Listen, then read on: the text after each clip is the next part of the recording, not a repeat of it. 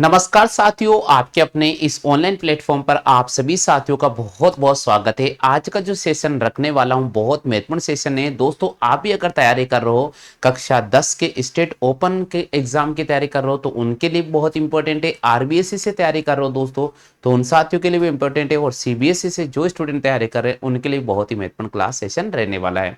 तो चलिए my dear friends, हमने इससे पहले एक्सरसाइज नंबर 8.1 के क्वेश्चन नंबर 1, क्वेश्चन नंबर 2 और क्वेश्चन नंबर 3 कंप्लीट करा दिया था। आज का जो सेशन रहेगा उसमें हम क्वेश्चन नंबर 4 और क्वेश्चन नंबर 5 करने वाले हैं। तो सभी साथियों से मैं निवेदन करता हूं कि आप वीडियो को जरूर पूरा देखिएगा। अगर आपको किसी प्रकार की कोई भी समस्या आती है तो आप हमारे नीचे दिए गए व्हाट्सएप नंबर है उस पर संपर्क कर सकते हैं। माय डियर फ्रेंड्स, यहाँ पर क्वेश्चन आपके सामने फर्स्ट दे रहे हैं कि given 15 cot a equal to 8 then find sine a और sec a। यहां पर आपके सामने दे रखा है कि यदि 15 cot a बराबर 8 हो तो आपसे पूछ रहा है कि साइन a और cos a का मान sec a का मान ज्ञात कीजिएगा।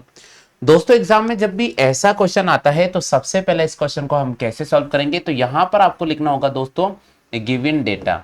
जो भी आपके सामने डेटा दे रखा है उसे आप जरूर लिख दीजिएगा। तो गिवन डेटा यहां पे लिखना होगा my dear friends 15 cot a equal to, यहां लिखूंगा मैं 8 और यहां से वापस cot a का मान निकालूंगा तो हमारे पास हो जाएगा 8/15।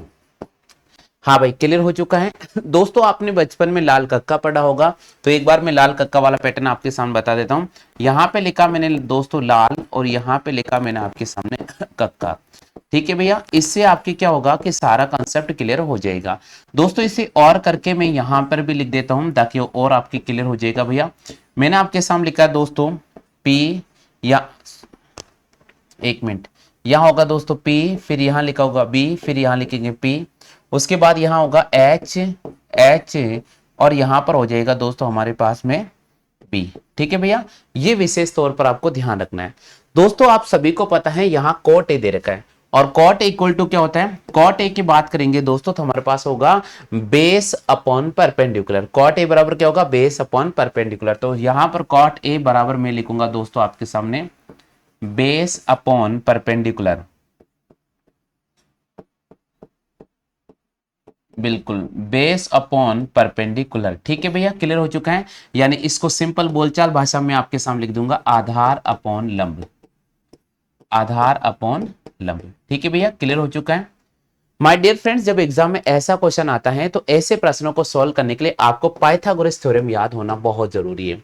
तो चलिए भैया सबसे पहले अपन एक डायग्राम ड्रॉ कर देते हैं आपके सामने। इस डायग्राम को समझने का पूरा प्रयास कीजिएगा।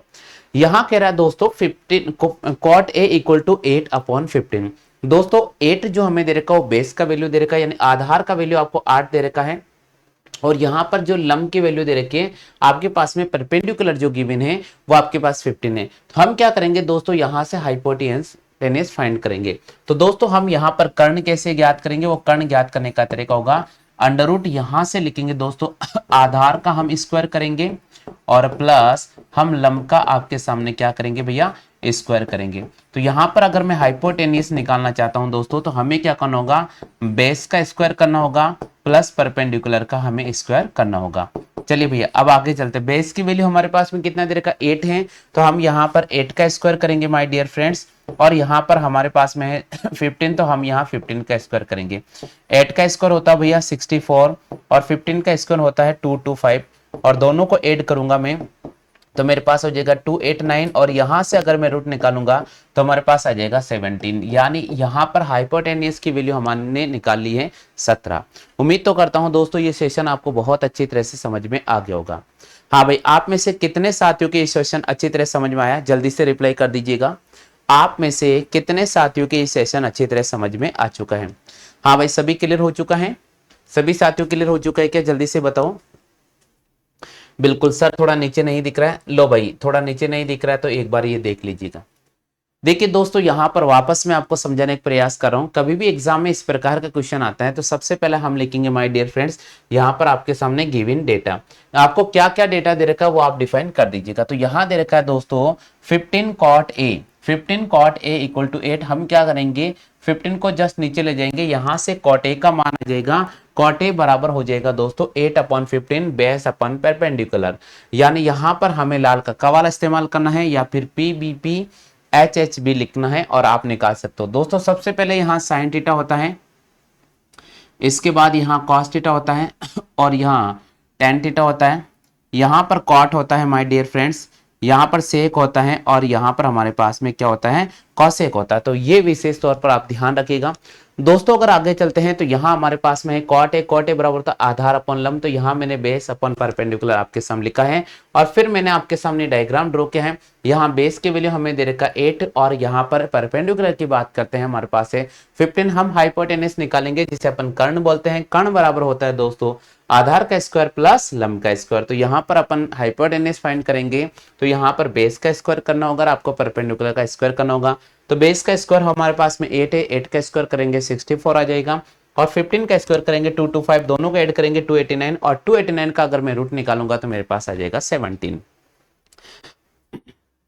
हाँ भाई चेक करो, यहां तक आप सभी साथियों क्लियर हो चुका है भाई, चेक कीजिए यहां तक आप सभी साथियों क्लियर हो चुका है क्या भाई, जल्दी से रिप्लाई कीजिए यहां तक सभी साथियों क्लियर हो चुका है। चले भैया आगे चलो भाई, अगले क्वेश्चन। अब इसी क्वेश्चन बात करना है, हमें क्या फाइंड करना है, हमें फाइंड करना है साइन ए और सेक ए। तो अपन लिखेंगे दोस्तों we find it sine a and sec a. हमें यहां पर साइन ए और सेक ए का मान ज्ञात करना होगा। तो दोस्तों सबसे पहले मैंने यहां लिखा आपके सामने साइन ए इक्वल टू होता है परपेंडिकुलर अपॉन हाइपोटेनियस, जिसे मैं बोलूंगा दोस्तों आपके सामने लंब अपॉन कर्ण। अब दोस्तों आप डायग्राम से देखिएगा, यहां पर परपेंडिकुलर की वैल्यू हमारे पास 15 है, हाइपोटेनियस की वैल्यू की बात करेंगे तो हमारे पास 17 है। तो हम लिखेंगे my dear friends 15 upon 17। Similarly हम यहां पर सेक ए निकालेंगे दोस्तों, और सेक ए का वैल्यू क्या होगा, यहां देखिए सेक ए का मान होता है दोस्तों कर्ण अपॉन आधार। तो यहां मैं लिखूंगा दोस्तों हाइपोटेनियस अपॉन बेस, जिसे मैं हिंदी बोलूंगा आपके सामने कर्ण बटे हुए आधार। क्या लिखूंगा दोस्तों, कर्ण बटे हुए आधार। अब दोस्तों कर्ण का वैल्यू हमारे पास कितना है 17 और आधार का वैल्यू हमारे पास कितना हो गया 8। तो उम्मीद तो करता हूं दोस्तों कि ये चौथा क्वेश्चन मैंने आपको सिखाया है सभी साथियों के क्लियर समझ में आ गया होगा। हाँ भाई आप में से सभी साथियों क्लियर समझ में आ चुका है, आप में से सभी साथियों के क्लियर समझ में आ चुका है भाई, जल्दी से कमेंट सेशन में कमेंट कर दीजिएगा। हाँ भाई सभी साथियों क्लियर हो चुका है तो जल्दी से कमेंट सेशन को ओपन करो और कमेंट कर दीजिएगा। तो इस प्रकार हमने फोर्थ क्वेश्चन आपको सिखा दिया। उम्मीद तो करता हूं माय डियर फ्रेंड्स आपको बहुत अच्छी तरह से क्लियर हो गया होगा। हो गया भैया, चलो भाई आगे चलते हैं दोस्तों। नेक्स्ट क्वेश्चन हमारा पास में आ रहा है फिफ्थ क्वेश्चन। फिफ्थ क्वेश्चन क्या दे रखा है इसको समझते हैं। फिफ्थ क्वेश्चन कह रहा है given sec theta equal to 13 upon 12 then find all trigonometric ratio. यहां पर कह रहा है कि यदि सेक थीटा का मान 13/12 हो तो त्रिकोणमिति के सभी मान आपको ज्ञात करना होगा। माय डियर फ्रेंड सबसे पहले हम यहां लिखेंगे गिवन डेटा, हमें क्या दे रखा है वो लिखना बहुत जरूरी होगा। तो यहां लिखूंगा मैं आपके सामने गिवन डेटा, हमें दे रखा है sec theta equal to 13 upon 12। और दोस्तों सेक थीटा को हम क्या बोलेंगे, यहां देखिए my dear friends sec theta की बात करेंगे, सेक थीटा होता है कर्ण अपॉन आधार। क्या होता है, कर्ण अपॉन आधार। तो यहां मैं लिखूंगा आपके सामने कर्ण बटे हुए, यहां लिखूंगा मैं आपके सामने आधार। और चलिए भैया आगे चलते, कर्ण की वैल्यू हमारे पास में जिसे अपन बोलेंगे हाइपोटेनियस अपॉन बेस। अब दोस्तों मैं आपके सामने एक सिंपल सा डायग्राम बनाऊंगा क्योंकि ये डायग्राम बहुत महत्वपूर्ण भूमिका निभाएगा। या कर्ण की वैल्यू 13 है और आधार की वैल्यू 12 है, तो आप पाइथागोरस प्रमेय से आप यहाँ पर परपेंडिकुलर की वैल्यू ज्ञात करोगे जो कि हमारे पास 5 आ जाएगा। क्या आ जाएगा भैया, 5 आ जाएगा। अब हमें सारे मान निकालना है तो सबसे पहले अपन लिखेंगे sine theta. Sine theta equal to होता है परपेंडिकुलर अपॉन हाइपोटेनियस। तो यहाँ पर परपेंडिकुलर की बात करेंगे तो हमारे पास 5 आ जाएगा, हाइपोटेनियस की बात करेंगे तो 13 हो जाएगा। अब दोस्तों आगे करेंगे हम यहाँ पर cos theta. cos theta equal to होता है बेस अपॉन हाइपोटेनियस। बेस का वैल्यू 12 हो जाएगा, हाइपोटेनियस का वैल्यू कितना हो जाएगा 13। उसके बाद हम बात करेंगे my dear friends tan theta equal to होता है लंब अपॉन आधार। अब लंब की वैल्यू हमारे पास में 5 और आधार की वैल्यू हमारे पास में 12। इसी प्रकार बात करेंगे my dear friends cot theta equal to होता है आधार बटे हुए लंब, जस्ट इनवर्स करेंगे 12 अपॉन 15। ठीक है भैया, क्लियर हो चुका है। आगे सभी साथियों के यहाँ तक जल्दी से कॉपी कर लीजिएगा भाई, जल्दी से कॉपी कर लो। सभी साथियों से निवेदन में दे रहा हूं कि जल्दी से कॉपी अवश्य कर लीजिएगा। बिल्कुल, बहुत अच्छी बात है। सभी साथी लाइव जुड़ चुके हैं। उम्मीद तो करता हूँ भाई जो भी सेशन मैं आपके सामने कंप्लीट पढ़ा रहा हूँ आप सभी की क्लियर होता जा रहा होगा। बिल्कुल, जो भी सेशन मैं आपको पढ़ा रहा हूँ भाई आप सभी क्लियर हो रहा है। सभी क्लियर हो रहा भैया? चलो आगे चलते हैं, यहां तक निकाले सभी ने। चलो भाई आगे चलेंगे माय डियर फ्रेंड्स। अब आगे हम बात करेंगे, बिल्कुल डायग्राम आपके सामने वापस ड्रॉ कर देता हूं। यहाँ पर हमारे पास में 12 है या 5 है और यहाँ पर 13 है। अब दोस्तों हम बात करेंगे सेक थीटा। किसकी बात करेंगे? Sec theta. सेक थीटा क्या होता है दोस्तों? कॉस का उल्टा होता है। वैसे फिर भी अगर आप भूल जाओ तो मैंने आपके सामने टेबल रखी। सेक थीटा होता है कर्ण बटे हुए आधार। क्या होता है माय डियर फ्रेंड्स?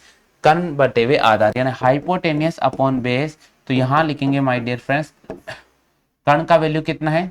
कर्ण का वैल्यू है 13 और आधार की वैल्यू कितना है? 12 हो जाएगा। ठीक है भैया। इसके बाद हम बात करेंगे डियर यहाँ पर कॉसेक थीटा। और कॉसेक थीटा होता है भैया बेस अपॉन हाइपोटेनियस, यानी मैं लिखूंगा 12 अपॉन 13। क्या आ जाएगा भैया? 12 अपॉन 13। क्लियर हो चुका है। तो साइन थीटा आ चुका है, कॉस थीटा आ चुका है, टेन थीटा आ चुका है, कॉट थीटा आ चुका है और हमने सेक थीटा और कॉसेक थीटा की बात कर ली है। तो दोस्तों एग्जाम में कभी भी ऐसा क्वेश्चन आए तो आप इसी पैटर्न का इस्तेमाल कीजिएगा, बहुत अच्छी तरह से आपको समझ में आ जाएगा। आप जल्दी से एक बार इस क्वेश्चन की कॉपी कर लीजिएगा, फिर अपन आगे बढ़ जाते हैं।